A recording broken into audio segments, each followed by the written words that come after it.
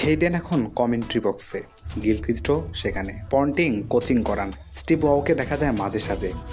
সেই সোনালি সময় হারিয়ে গেছে, সেই ব্যাটিং লাইন আপ যে দেখলে প্রতিপক্ষের শীত দ্বারা শীতল স্রোত বয়ে যায়। অজিতের নায়কের অভাব তখন, মঞ্চে তার নতুন আবির্ভাব। কেমন অদ্ভুত রে সোনালি চুলের এক তরুণ, লেগ স্পিন বোলিং করেন। শেন ওয়ানের উত্তরসূরি খোঁজার এক ব্যর্থ প্রচেষ্টা।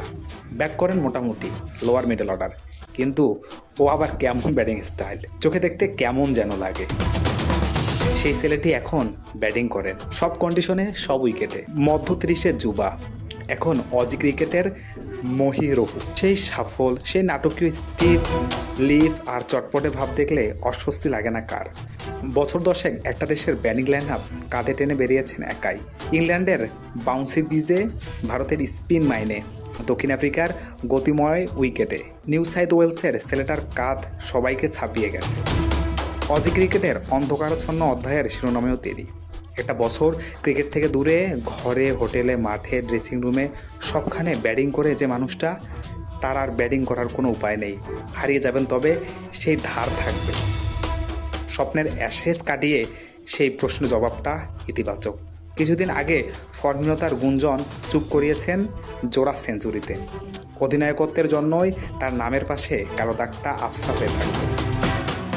কামিংসের চোটে পুরনো সেনানির কাঁধেই দলের ভার দিল অস্ট্রেলিয়া। একটা রান বাকি। 9,999 রান করেছেন তিনি। তার একটি রান দেখতে 8,358 কিলোমিটার পাড়ি দিয়েছেন অস্ট্রেলিয়ান ভক্তরা।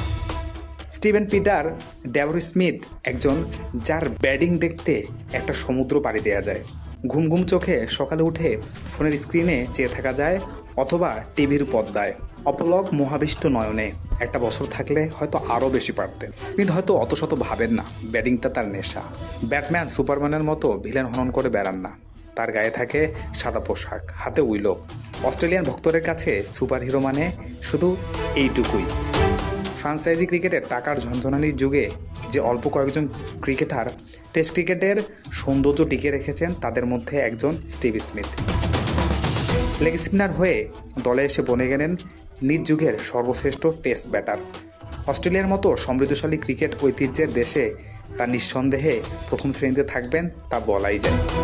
স্যান্ড পেপার কেলেঙ্কারিতে না জড়ালেও স্মিথ সর্বকালের সর্বশ্রেষ্ঠ টেস্ট ব্যাটারের তকমাটা পেয়েই যেতেন। উপরন্ত নিউ ব্যালেন্সের ওই ব্যাট হাতে স্মিথ লাল বলের ক্রিকেটে যা করেছেন, একবিংশ শতাব্দীতে তা করতে পেরেছে হাতে গোনা কয়েকজন।